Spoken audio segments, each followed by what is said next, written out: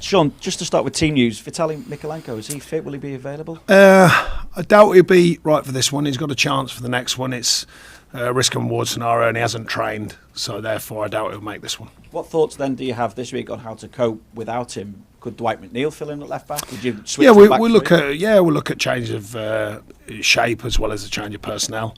And find the best way possible. Obviously, we've lost our fullbacks, unfortunately. But like I say, Miko's close, but it's just whether we take a gamble on that with only one to go, of course. And did Dominic CalvertLewin avoid any damage to his groin last weekend? Hopefully, he's had a few down days, and it's looking more promising. So he'll be with us again tomorrow. He will be in the squad. Yeah, well, he'll be with us training tomorrow. Obviously, with 2 days previous. So, but he's come through the last couple of days well. Obviously, when you look back at the City game, do you take that in isolation and reflect on the positives that there were, particularly in the first half hour against City, but also as well looking back at the games and the performances against Leicester and against Brighton? Yeah, I think the continuation of the performance level, I mean, it was one of them strange games, although don't get me wrong, City have just shown again last night up their prowess. I think it's one of them strange, even people talk about the XG of games and all that. I think we were way in advance of theirs, which suggests we at least had a threat. Now, on the day, they're too strong, they're too bad, they find key moments because they're a top side. And I said that afterwards. But I don't think it reflected on the feel of the form of us. I think Leicester was a good performance, Brighton was obviously a very good performance, but I thought there was a performance there against the top side in Man City. They're so effective, they find ways of scoring, which they did. But a lot of that was good even when we changed the shape. So there was a lot of good energy, there was a lot of good belief in trying to get back in the game. But City were too strong on the day. So, in taking the scoreline away, which of course is kind of a weird thing to do, but the performance level was the basics were there. The glue that holds a team together, the will and the demand to keep going, to keep pushing, to score goals and keep being affected. I was pleased with that against, as I said, an absolutely top side. I think they're proving that again. So do you sense that City game hasn't taken too much out of the lads? No, I don't think so. I mean, we spoke about it afterwards, and the main thing for me was the belief in the group, and now they continue to play and now they continue to go after the game. And that resilience, if you like, within a performance, and that's important over the next 2 games, that's for sure. Does it make much difference that you play before Forest, before Leeds, before Leicester this weekend? A win ensures at the very least destiny remains in your own hands. At the same time, it puts pressure on others to match you. You could be safe Monday. Yeah, well, it's the way the fixtures are thrown about, by the Premier League. That's the way it goes on Sky, the TV. It's fair to say I think there's a balanced view. Everyone in the Premier League wants the money that comes in from the TV rights. Well, therefore, if they change the schedule, that's the way it goes. You just have to go with it. That's it. At the same time as well, there's also that pressure that if you don't get the win, it gives others another major incentive to be able to go above you. Well, like I say, you can look at it either way. You can dress it up. I've been on either side of it. Last club, this club. When you feel that the result, the game is the right day, the wrong day.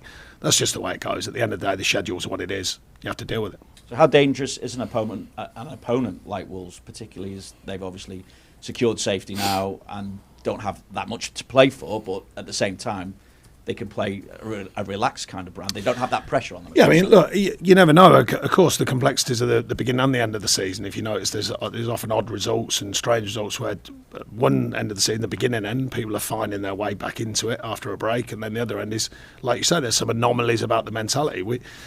The same rule applies. We can't overthink them. They've got their own reason for doing whatever they do, whatever they choose to do, whether they're relaxed, whether they're not relaxed, and all that kind of business. But we can't guarantee that. All we can do is remind the players they're a good side. They've done well under a change of manager overall over the season. They have conceded goals. They've scored some goals. And they've found their way to get to the points they're on. So we always make the players aware of the opposition.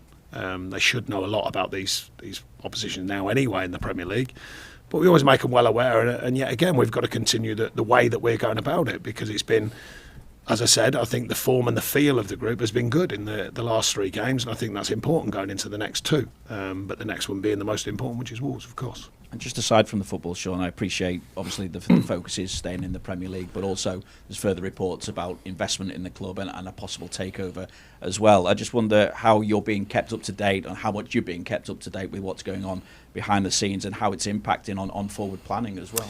Yeah, I don't need to be kept up to date with anything at this stage. Mr. Michu went out a while ago and said he was looking for further investment. That's the way it is. I don't need to know anything until I need to know it. And at the moment, I don't need to.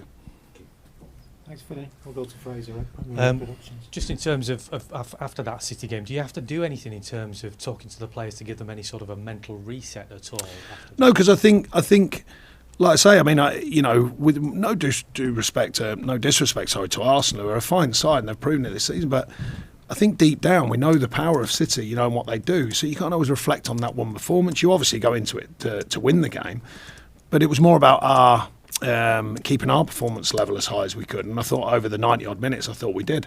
Against a top side, they find moments, they find big moments. That's what they do, City, and they've done it again last night. We all saw that, the way they can control games in different ways, the way they can play in different ways. They're a top outfit, as simple as that. And not only the 11 they put out, you look around at the bench, it never gets any weaker. It's always a strong outfit, and they're proving that once again this season. So I think it's a different measure against them sides, and not in a negative way remotely. It's just to say, look, these apply all the relevant habits, not just being good players, all the habits. And we've come some way about doing that, and now it's about our habits and taking on the next 2 games against different opposition. Still tricky opposition, all Premier League games are.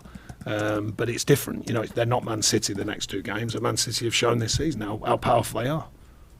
And in terms of, you said that the players still had the right mentality during that game. How do you as a manager go about maintaining that and just kind of forgetting about that result, but reminding that they are capable of great performances like that? Yeah, I mean, I talk about it a lot in the sense that it's not parking results with, for no reason. We make sense of it. We speak to the players about it. We show them some clips. We, speak to them individually and collectively when needed.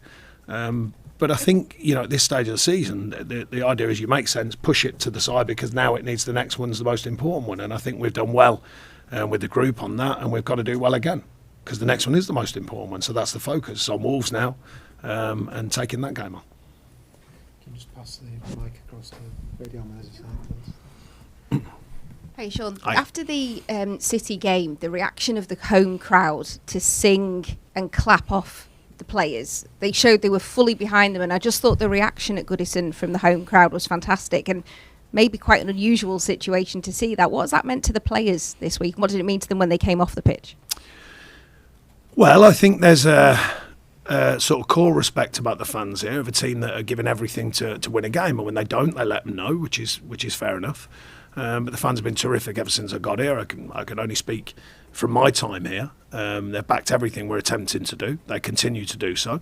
And when they see a team giving everything, and I think they saw a top-class side in Man City doing what they do, but they saw a team giving everything to take that game on, to try and get something from the game, to keep right the way to the final whistle. The energy, the commitment to the cause, I thought was really obvious and really apparent. You don't get a win, but the performance is there for the fans to grip hold of, and I think we want to give them that. We want to give them that. We want to give them wins, of course. We want to give them a team that can give everything. And I thought that was on show, just against the top-class opposition who have proved that all season.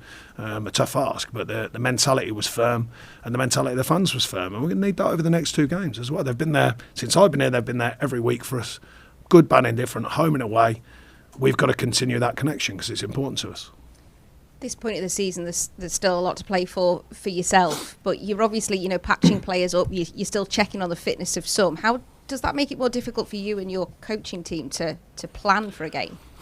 Yeah, of course, but the squad's an imbalanced squad. We knew that when we got here. They're skinny in places. We knew there's a risk and reward of that. That's the way it goes. There's never any crying it in or excuses from me. I think we've still got a strong group of players here. Whoever plays, the mentality's got to be firm, and I think there's a respect within the group, whoever plays, to take on the challenge right in front of us. We try and reaffirm to the players about that. We have done through the challenge that have been here with injury, with suspension. It's a squad mentality, and that's what we've been searching for, and we'll continue to search for that until we get it over the line. Can you just check on Tom Davies? I don't know if you mentioned that before. Yeah, he's had injury as well, so we're missing him, and likely, I think, to figure this weekend. So we'll wait and see on that. But it's a hamstring sort of tendon injury, so he's highly unlikely to feature this weekend. Sorry. And finally, obviously, Seamus can't play in the final 2 games, but is his role as a captain still there? In the changing room, in training around Finch Farm.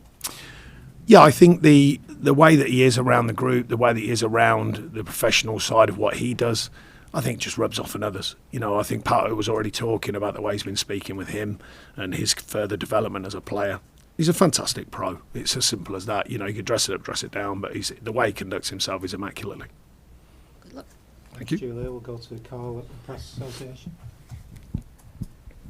Hey Sean, Hi. I know you sort of dismissed the idea of putting pressure on clubs by playing first as a fixture list quirk, but is there any psychological, or what is the psychological advantage, if there is any, of being out of the bottom three? You obviously, even though you lost last weekend, you stayed out of the bottom three.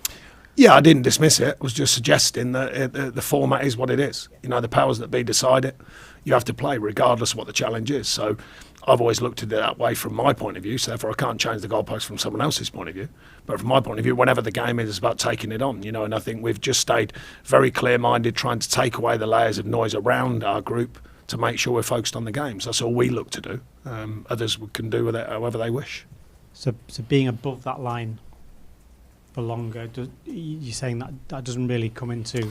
No, what I'm saying is that I don't stare at the league. You know, I stare at the performances, I stare at the group, I stare at the prep, I stare at the strategy, I stare at all these things, the tactics. That's the things I'm obsessing with. It's not about the league table at this stage. I've said it for weeks. You know, the one at the end of the season is the most important. Of course, we all debate it and we all look at it during the season. Of course we do. But the one at the end of the season, that's the most important. That's the one we're looking to be above the line on. Cool. Thanks, Carl. Any further questions in the open section before we move on? No? Okay, thank you.